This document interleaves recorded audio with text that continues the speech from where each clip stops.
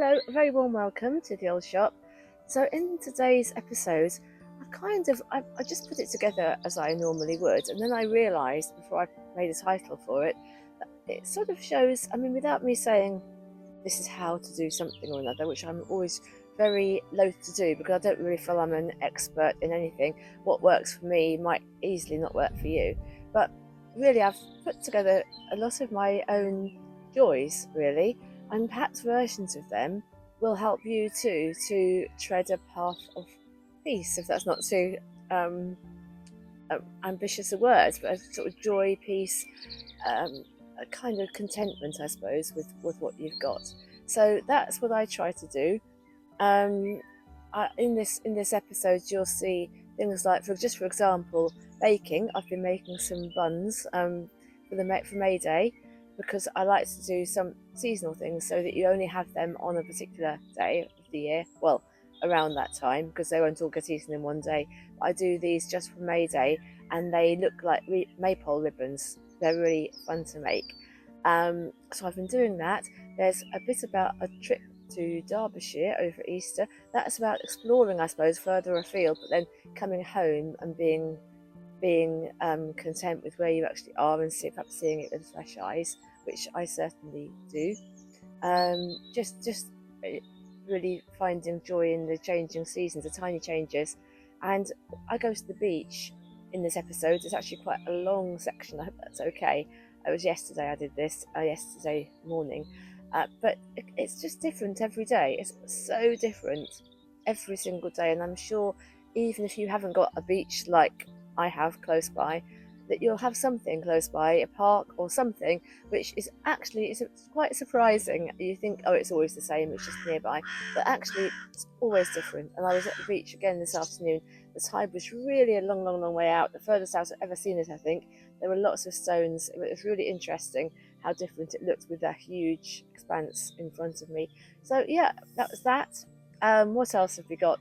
Oh yeah, fire, joy of having fires. Now that might not be your joy, but I love having fires, and it does really connect us to something primal. I think most of us do like fires, whether we have them in our homes or whether we have outdoor fires, or just a little like a chimney, or just a set of candles, burning in a hearth.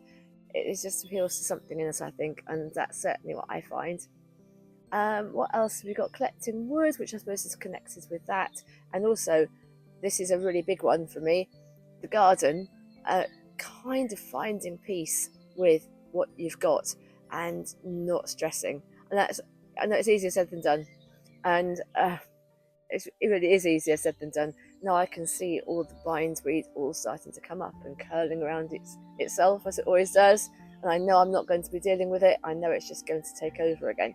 But it's finding that kind of acceptance, I suppose, and deciding what's important to you and what isn't, what you're going to be able to let go. And I struggle with it sometimes, but I think I'm getting there. So I hope you'll enjoy this video. I hope you'll enjoy seeing how things are going at the old shop, and just on the cusp of May, which is a beautiful time of year.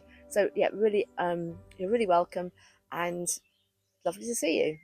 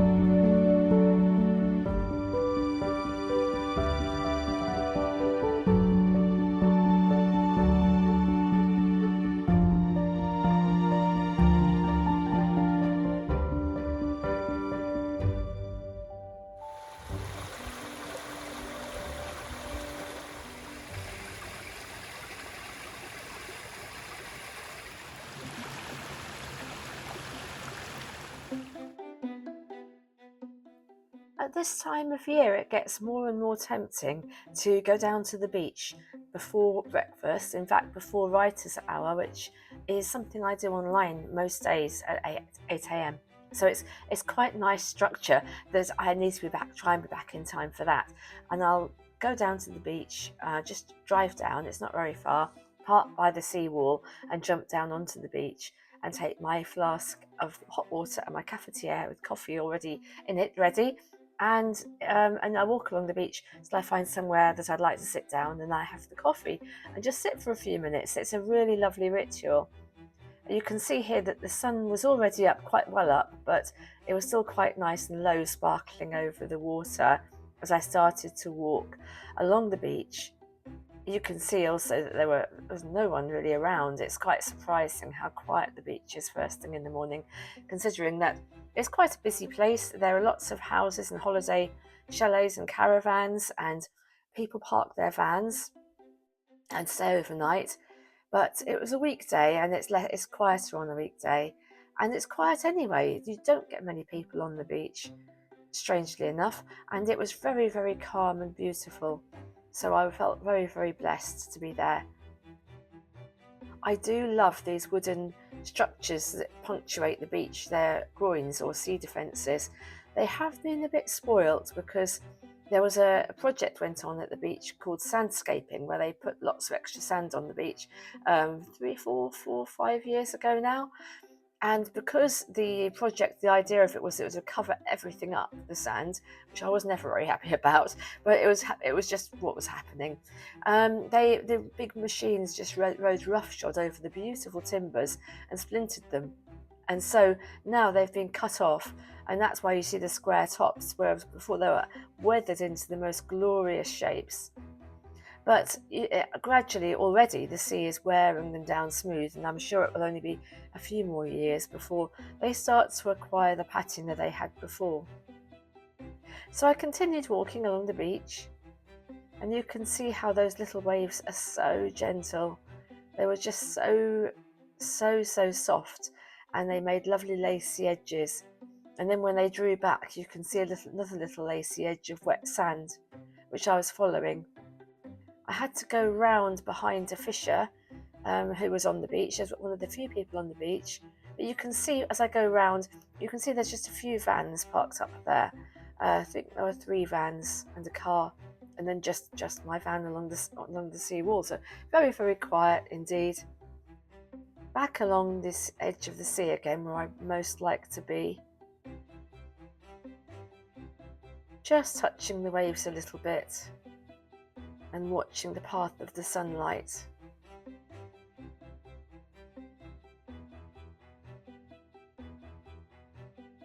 All that flickering and shimmering. It was so lovely. It was really hazy over to the west of where I was, but quite clear to the east. And I found a little limpet shell. I like to pick up a few treasures on the beach, see what's come in, and put them in a special bag, which we call a gift bag, and then we can take them and pass them on along the way, along the journey, our gifts to the spirits and ancestors. So here are some of these posts that have been cut off. I can't be too sad because I know the sea will have the sea's own way, and everything will come round in a circle again. It's these posts that I usually find to sit on, depending where the tide is. I'll usually sit on one and put my cafetiere and a mug and flask on the other one very often. But today I decided not to stop just here. You can see the tide's covering them to a certain extent, but it was just nice to pause and watch those waves just lapping around the posts, and as well to see a little channel the sea had carved out as it a little tongue of it made its way inland, and you get the beautiful patterns. And this is a piece of sea washed china. I didn't keep this, but I like to see it because it's a sign of human presence in the past, and you wonder whose it was and how long it's been in the sea and what the story of it has been.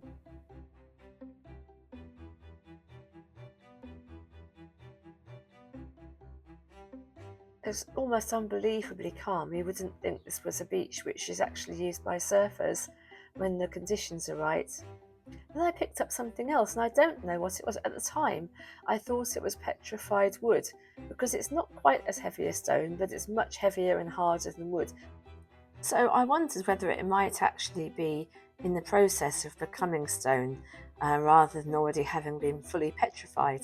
But then it occurred to me another option might be that it might be coprolite. If you're squeamish, don't listen to this, but that is actually fossilised hyena poo. So I don't know. I have to look that one up. I haven't done so yet.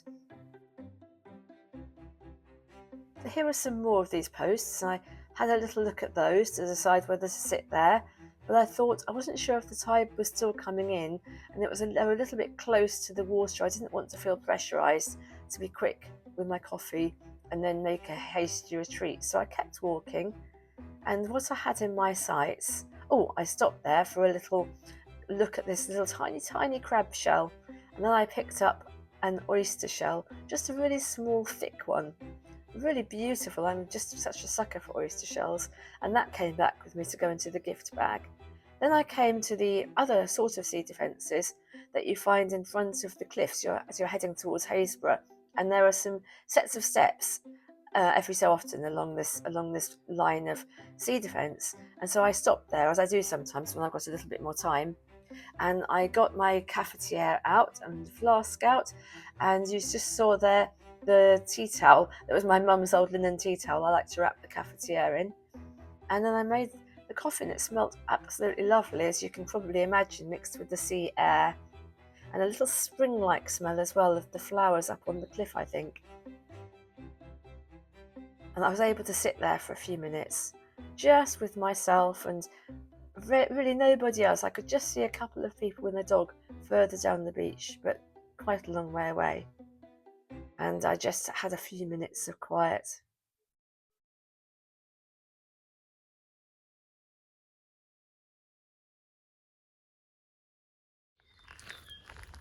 There's been a lot of really dry, sunny weather, and the gardens needed lots of watering, or at least the new vegetable seeds have. They're the kind of part of the garden that's being really nurtured at the moment, because they are so vulnerable when they're at this stage. And I thought you might like to see how things have been growing. I mean, everything's very early stages still, but you can at least see where some of the rows have come up very thickly in some cases. These need a good thinning really, but it's quite exciting to see them for the moment, so I'm kind of letting them be. And the parsley here is getting enormous. This really ought to come out to make some more space, and it will do soon, but it's nice to leave a few of these plants to set seeds and keep the seed, and I'm still thinking of doing that. Although it's possible, it might be a good idea just to leave 1 or 2 plants and then take the rest out, which will leave a little bit more space. But we'll see. I'm not really ready to sow anything else yet till the weekend, so it gives me a little bit of time to think about it. And then the other side of the parsley, there are some really nice little rows actually. Don't know what the one is nearest to us, but I know that the reddish colour one is lettuce, like a ruffled leaf lettuce. Got this issue about the, well, it's a nice issue to have really, but the periwinkle or sorcerer's violet here, which is really attracting the pollinators. There's a bee there buzzing around. And I love calling it sorcerer's violet as well. So, and it's a beautiful way of making ground cover, but it's really covering more ground than it was intended to do really, and it's spilling right over. I'll show you on this other vegetable bed here. It's built right over onto the bed, and I keep intending just to cut it back. It's so pretty, it's hard to do, but it needs to be done because it's overlapping the row of seeds, and also I could get another row in behind if I did that, so it's worth it. There's still plenty of periwinkle around. As before really, it doesn't really feel as if there's much to show you in the side beds that, well, you know, not work that's been done, shall we say, but nature is doing her own thing quite a lot as well. And there are some lovely baby blackcurrants coming, which I'm very excited about. So one of my favourite fruits, if not probably, they probably are my favourite fruit. And there's a few blackcurrant bushes in the garden, and they all seem to have flowers on and little berries pushing on behind. And another thing I thought I would just show you, well, a couple of things probably before we go on to the middle bed, is how lovely these marsh marigolds are. They're so happy and healthy in the pond, which needs filling and sorting, but the marsh marigolds have got enough water to be happy, and they're not just happy, they're really happy. There's even another bud coming there. So I must do a little bit to improve that pond and make it a bit more fit for purpose for the year. Might even try and get some frog spawn or tadpoles. We'll see. Haven't got that far in my thinking yet. But we've got some lovely blossom here, which is the morello cherry, and that's a cherry you can put in a north-facing position. In fact, that's I think what it actually likes. And this trellis is more or less north, so it seemed a good place for it. I think it's a cooking cherry rather than an eating one, probably, but it's really a blossom going really high up there. It's all mixed up with the willows, which were put in there kind of by mistake, really, when I had all these saplings and there was no space for them in the hedgerow. I put about 80 baby trees, native trees, in the hedge to top the hedge up, and I just couldn't find space for them, so they got put in here, kind of healed in, and there they still are, and they're little willow trees now. And moving along, there are raspberries also doing their own thing. It seems to be they're under the tree, and it seems to be a tree which is rather favoured by birds perching on there. So there's a lot of mess. So I don't know quite how that will work when the raspberries form, but we'll wait and see about that. The other fruit along here, and these didn't really do anything last year. They did the year before, are the red currants, and they have such beautiful streams of flowers that turn into berries. They're quite different from black currants. So we'll see if they do any better this year. I've just been watching a really beautiful little pale blue butterfly. I don't know what it is, but I don't think I'm going to be quick enough to catch that on the camera. But I will show you, because these aren't going to move very far, that these are broad beans coming up, which I'm really pleased about, because if black currants are my favourite fruit, broad beans are certainly one of my favourite vegetables. And they're lovely when they're fresh from the plants. There's other seeds coming up here. Don't know what they all are. There's some parsley, which is still going, but I don't think it'll last that much longer, but it's still there at the moment. And some more little rows. I know it's probably not very exciting because it doesn't look very much. There's a few little ones coming up here, and lots of them I don't know what. There's a proper row there, actually. I know there's weeds in between, and there's lettuce here. I know that's lettuce. It's a kind of multi, red and green lettuce. Lots of radishes everywhere because they're very rewarding to do. They come up very quickly. Every 2 or 3 rows there is a row of flowers, and because I had some seeds to use up.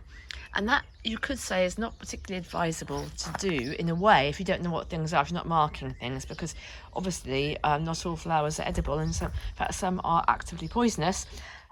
For example, there are some helichrysums, which are the paper flowers, the flowers that you can dry, which I'm really looking forward to.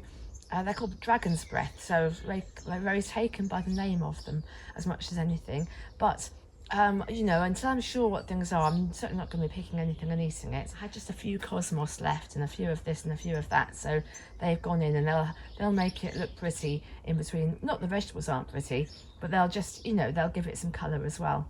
Oh, I didn't show you on the side beds here. There's a lot of honesty that's come up everywhere.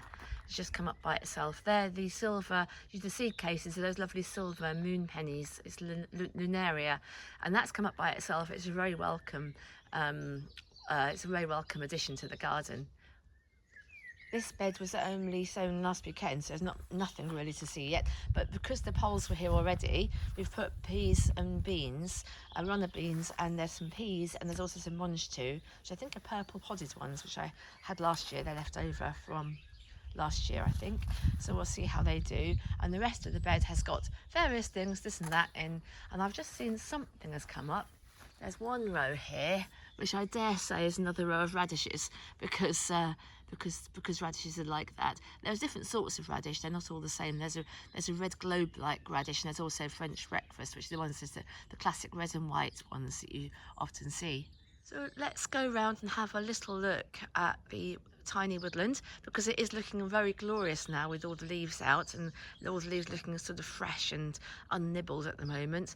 This is the beautiful apple blossom, and I can't remember what apple tree it is, but it always has lovely, lovely blossom. And the back of the garden is full of cuttings from cutting things back, which I can see are already gradually rotting down. What Colette built in the cottage would call habitat piles, and so they are. They're a very good thing to do for the wildlife benefit, and also they will rot down, and they will, I think, form a compost, or if not, they'll certainly keep down the bindweed and the cleavers at the back of the garden, and that'll hopefully help the hedge to be happy as well. So it's all good, especially if you haven't got anywhere to actually dispose of or use, or haven't got any way of making chippings, is what I'm trying to say, which I don't have. This is a little pear tree called Beth. We'll see what happens with that. Had pears the first year, but they'd all disappeared overnight. I don't know what happened to them, who came along and ate them, but somebody did. And then there's other trees. There's a huge hazel behind there, and it's like a little walkway through, really, till you get to the tiny woodland. And I mean tiny.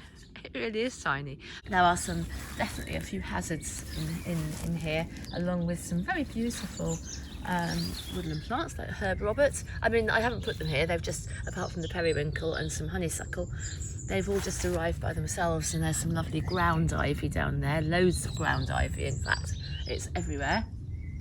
There's lots of, I won't go through every single kind of tree. What I think we'll do is we'll walk down the path that divides the woodland in two. Yeah, that nettle was really, really fierce. I can really feel it stinging. Another plant that's put itself here, a forget-me-not, which is lovely, and red dead nettles, which are, the colours just blend so beautifully. Nature just knows how to blend the colours, I think. And the red dead nettle is one of these edible plants which I haven't tried, as of course is the ground elder here, and next to it, of which there's loads as well, and cleavers as well, that's edible. In fact, you can make a kind of water drink, you can infuse it in water and make a sort of cucumber flavoured water, which is really good for your lymph system. And there's something to be said for foraging from your own garden if you've got that kind of garden, because especially if you have pets, if you don't have pets rather, if you have pets you might have similar issues than collecting from verges. But if you don't have pets, or dogs particularly, then you can probably gather more cleanly from your own garden. It just doesn't feel quite the same somehow, does it? It just doesn't feel quite so wild. But just being practical, if you've got a garden like this, then why not gather what's in it? So let's have a quick walk through the middle here. It's actually really shady because it's a sunny day, and we've now got a proper, as you can see above me here, I'm just going to put the camera up, a proper tree canopy. And I can see alder leaves, I can see birch and hazel. They're the three that are really standing out. There are a few apple trees kind of mixed in as well. I'll come up to an apple tree in a moment. It's a bit tangly in, and in fact it probably needs tying to something else to make it stand more upright. But that can be done. And there's a sort of shrub layer here.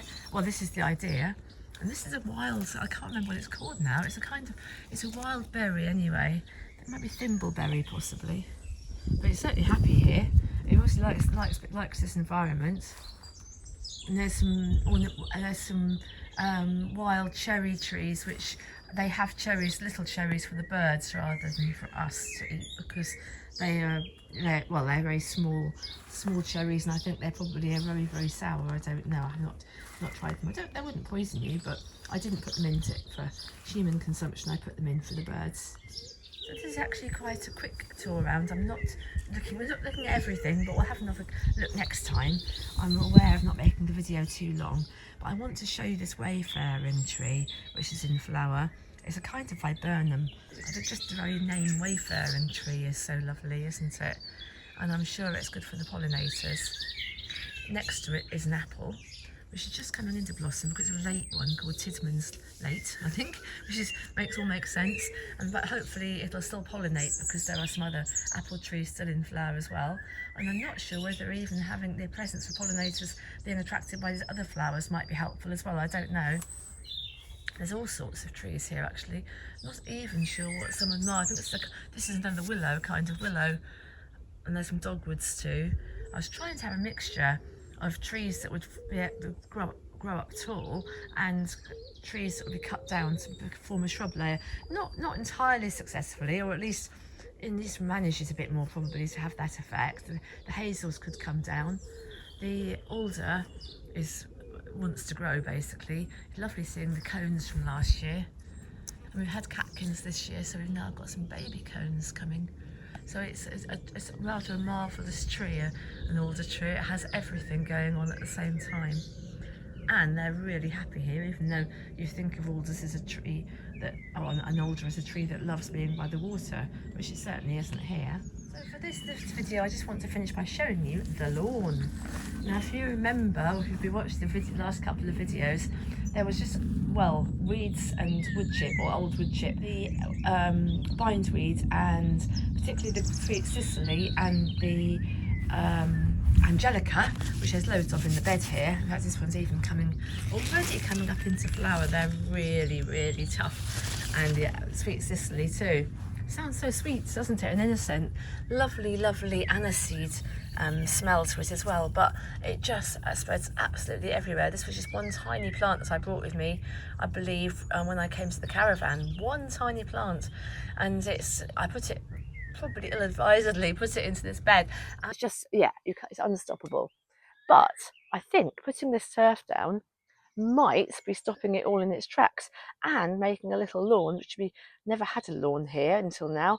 And it'll be lovely to just have somewhere to sit, I think, or even lie down and look up at the sky. It's just a bit dry around the edges. I've just given it some water. Despite being very dry, I have to say, you can see what's happening already. Here's the bindweed. It's plaiting around itself because if it can't find anything else to climb up, it will do that. It's already getting a foothold.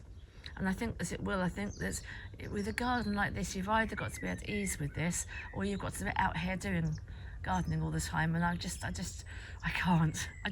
You know, there's so many other things I need to do and want to do that I can't commit to that. And so I've either got to be at ease with it or not have it.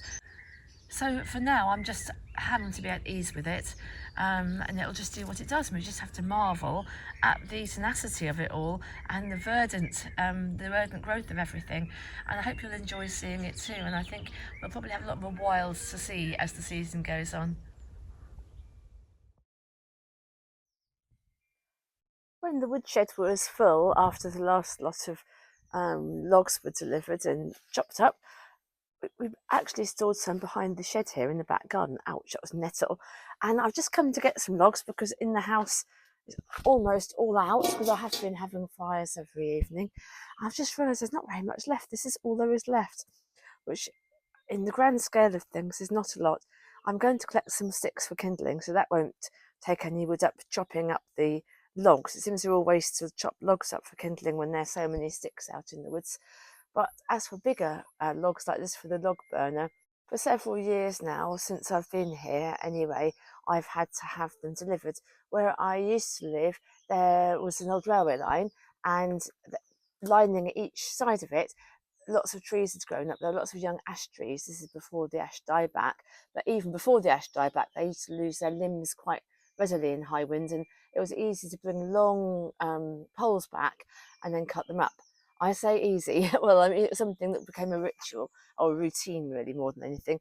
That hasn't happened here, though there is lots of wood in the woods, but it's a bit further to carry it. And for the larger pieces, I just don't think I'd be able to keep the wood burner stocked up properly on my own. So anyway, I have been buying these logs, like having them delivered, and then chopping them up further with some lovely help more recently.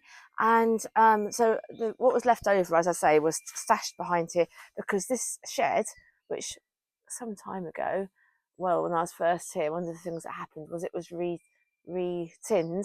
So that's the washing line there, but there's a little roof over this part of the shed. So, and a little fancy bit of metalwork here, which actually, I mean, this isn't old. Well, it is old, but it hasn't been there years and years and years. It was something I found at, I think it was an auction, a couple of those brackets, and that was a perfect place for them just there. That's where the washing line's tied on. But anyway, this is where some of the wood's stashed. So I'm just going to I'll just show you all the nettles and everything here. I've got to step over and take some wood into the house, and then we'll be able to have a lovely fire this evening. But it actually it's not cold really during the day at the moment, but it does go quite chilly in the evening still. Time to take it in. Do you think I'm able to carry that lot? I think I should be able to.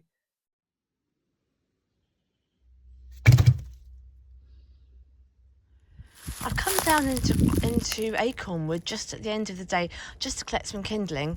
I thought I'll just have a quick walk because the sun was shining. It's actually kind of gone behind a cloud now, but anyway, it's still lovely. It's very, very dry, which I find a bit concerning because I think we could really do with some rain. But meanwhile, I should crunch through, and there's masses of twigs. I'll just show you how it is down here.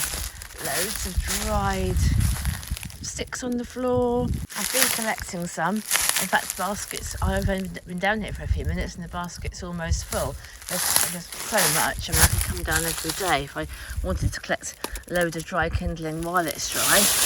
I'm talking about it being dry, and then suddenly, probably, I'll wake up to loads of rain, but I don't think for the next few days because the forecast is actually supposed to get warmer and sunnier.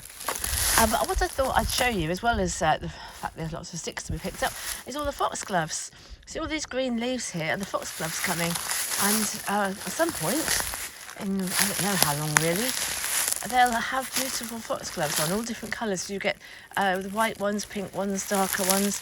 They just all hybridise with each other. This one's looking quite tall, but you still can't really see where the spike will come up. I mean, it'll be a while yet, but it's lovely to see they're going to be here. So the sticks that I'm finding are mostly oak, which is obviously a good wood, and there's also some gorse and probably a bit of birch as well. But where I am right now, it's all gorse and oak, which both will burn really nicely for kindling.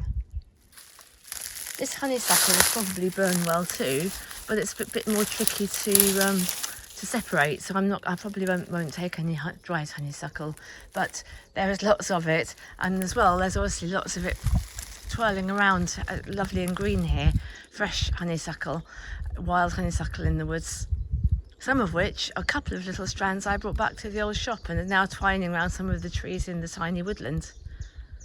Of course, picking up sticks in woodland is what people, or on heathland and common land, is what people would always have done in the past, and it's partly because they don't tend to do it anymore that the heaths need management, because all the gorse grows and nobody collects it, and they don't really manage. They do manage the gorse here, manage being not necessarily a very good word for the poisoning that they do, but they don't do much about the trees, and so there's lots of sticks here that are here for the taking. And in the past, everybody would have been out here with their baskets collecting their kindling.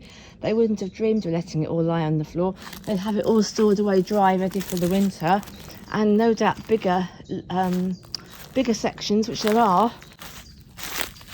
That's something that I have been thinking about, as you know from earlier. Feeling quite bad that I'm not doing it. Let me see how much there is. Look at this. There's just so much. Somebody's collected that against the tree, but I don't think because they're going to do anything with it. I think just to get it off the path. This is a massive piece of wood. Once that's seasoned, that'll be fantastic. That'll be a piece of oak as well, really good hardwood. There's the slope where I was just now, and I've just come down the slope, and you can probably see there are some big holes here, and this is a badger set. I've been told about the badger set since I was first here, but I didn't think it was being used. Didn't seem much or any activity.